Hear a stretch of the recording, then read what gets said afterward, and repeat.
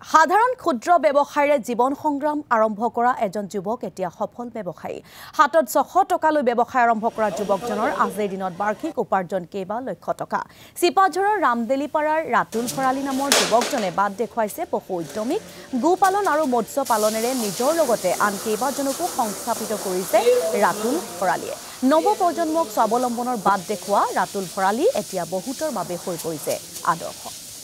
মনুজালিয়ে আমাক কিছু পৰিৱেশ দেখুৱায় গ্ৰাম্য অঞ্চলত আৰ্থিক ভেটি সুদৃঢ় কৰিবলৈ সক্ষম হোৱা এগৰাকী বিশেষ যুৱকৰ কাষ চাপিছোঁ যিগৰাকী যুৱকে কৃষিকৰ্মৰ লগতে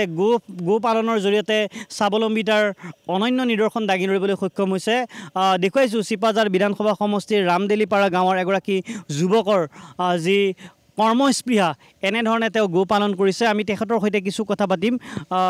আপুনি দেখিবলৈ পাইছোঁ গো পালন কৰিছে কৃষিকৰ্ম কৰিছে গতিকে এই যিটো ব্যৱসায়িক চিন্তাধাৰা আপোনাৰ কেনেধৰণে মনলৈ আহিল প্ৰথমতে মানে ব্যৱসায় হিচাপত লোৱা নাছিলোঁ একচুৱেলি এজনী গৰু আনিছিলোঁ গাখীৰ খাম বুলি তাৰ পৰা আৰম্ভ কৰি আজি ধুনীয়াকৈ এখন ভাল ফাৰ্ম হ'ল প্ৰায় 80জনী গৰু আছে ইয়াত মোৰ গাখীৰ হিচাপত 4জনী ষ্টাফ আছে আমি খানাপাৰাৰ পৰা নেপালী মানুহ হয় তেওঁলোকে লাগি আছে আৰু গাখীৰ চাংচাৰীৰ পৰা দাদাজনে আহি লৈ যায় প্ৰায় আমাৰ কম বুলি ক'লে 160 লিটাৰমান হয় আৰু বেছি হ'লে 180 লিটাৰ হৈ যায় এতিয়া দৈনিক উৎপাদনটো গাখীৰৰ কেনেকুৱা দৈনিক উৎপাদন বেছি বুলি ক'লে 180 লিটাৰ হয় পাৰ ডে বেছি সংখ্যক গাই এতিয়া আমাৰ গাভিনী আছে আৰু কম হ'লে 160 লিটাৰ হৈ যায় আমাৰ ঘৰৰ পৰা পাইকাৰী 160 টকা লিটাৰত লৈ গুচি যায় এতিয়া যি ধৰণে আপুনি গো ফাৰ্ম বা গো পালনৰ কথা চিন্তা কৰিছিল সেইটো নিশ্চয়কৈ আপোনাৰ সফল হৈছে মোৰ হিচাপত বহুত বেছিহে হৈছে বহুত সুখী হৈছোঁ ফাৰ্মখনক লৈ আশা আছে আৰু অলপমান দিন ডাঙৰ কৰি পেলাই আৰু দুজন মানুহ ৰাখিব পাৰোঁ আৰু দুখন ঘৰ ভালকৈ চলক সেইটোৱে বিচাৰোঁ আৰু আমি জানিব বিচাৰিছোঁ যিসমূহ আচলতে চাকৰিমুখী প্ৰৱণতা থকা লোক তেখেতসকলক আপুনি কি আহ্বান জনাব মইতো সদায় নিজৰ কামত ব্যস্ত থাকিব দিওঁ তেওঁ যিমানে নহওক নিজৰ কামত সময় যেতিয়া দিব নিজৰ মন সদায় ভাল লাগিব আৰু যিদিনাখন গাখীৰৰ পইচা আমি সপ্তাহত পাওঁ পুৱা গাখীৰৰ পইচাটো লওঁতে দৰমহা পোৱাতকৈ বেছি ভাল লাগে বহুত ধুনীয়া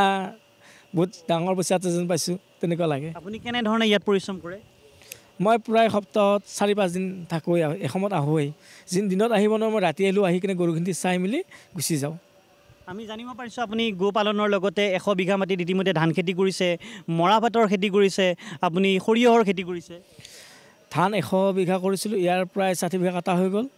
ধান মৰাৰ কাৰণে মিচিং নিজে আনি লৈছোঁ এইবাৰ নতুনকৈ তাৰ উপৰিও মাকৈ খেতি কৰিছোঁ অলপ প্ৰায় 25 বিঘা এতিয়া মাকৈ মোটামুটি ধৰক হৈছে আৰু গৰুক খুৱাম অলপ বাকীখিনি গৰুক দানা বনাবৰ কাৰণে এতিয়া ঘাঁহৰ কাৰণে কৰিছোঁ অকল নিশ্চয়কৈ লাভজনক আপোনাৰ এই ব্যৱসায়খিনি নিশ্চয় কিনা ঘাঁহ খোৱাতকৈ আমাৰ নিজৰ খেতিৰ মাকৈ ঘাঁহত বেছি প্ৰটিন পায় গাখীৰ বহুত বেছি হয় গাখীৰৰ গুণটো বহুত ভাল হয় এনেধৰণে উৎপাদনমুখী চিন্তাধাৰা আগত লৈ এইগৰাকী ৰাতুল ভৰালী ৰামদেলিপাৰাৰ এইগৰাকী যুৱকে এনেধৰণৰ এটা ব্যৱসায়িক চিন্তাধাৰা মনত মেলি তেওঁ এনেধৰণে আগবাঢ়িছিল পকেটত 600 টকালৈ তেওঁ এটা অন্য স্থানলৈ যাত্ৰা আৰম্ভ কৰিছিল কিন্তু এতিয়া তেওঁ এনেধৰণে এই সংগ্ৰামখন আগুৱাই লৈ গৈছে আমি আন এগৰাকী তেখেতৰ সহযোগী ব্যক্তি আছে আমি তেখেতৰ সৈতেও কথা পাতিম ধান কেনেকৈ চপাইছে আৰু ধানৰ পৰিমাণটো কেনেকুৱা হৈছে ধান আপোনাৰ বিঘাৰ মাটিত মোটামুটি 18-20 হ'বই আৰু কিমান বিঘা মাটি কৰিছিল 120 বিঘা 120 বিঘাৰ 60 বিঘামান কটা গৈছে বাকীখিনি আনিব আছে আৰু কাটি আছে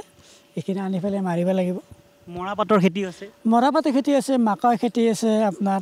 সৰিয়হৰ খেতি আছে চব আছে আৰু অল টোটেল একদম কেনেকৈ পৰিচালনা কৰে আপোনালোকক ৰাতুল ভৰালী নামৰ যুৱকজনে পৰিচালনা এতিয়া ঘৰৰে ট্ৰেক্টৰ আপোনাৰ ট্ৰেক্টৰ দি হাল মাৰোঁ খেতি কৰোঁ আমি যিকেইজন ফাৰ্মত থাকোঁ গৰুবিলাকে আমাৰ খেতিত নাযায় মই ইফালে গাহৰি ঘৰতো থাকোঁ থাকিলে আৰু মই চবফালে কামটো মই অলপ মাইনাছ কৰি দিওঁ ৰাতুল ভৰালীক মনুজালি আপোনাক এই মুহূৰ্তত আমি ধন্যবাদ জ্ঞাপন কৰিছোঁ কিছু পৰিৱেশ আমাক দেখুৱাৰ বাবে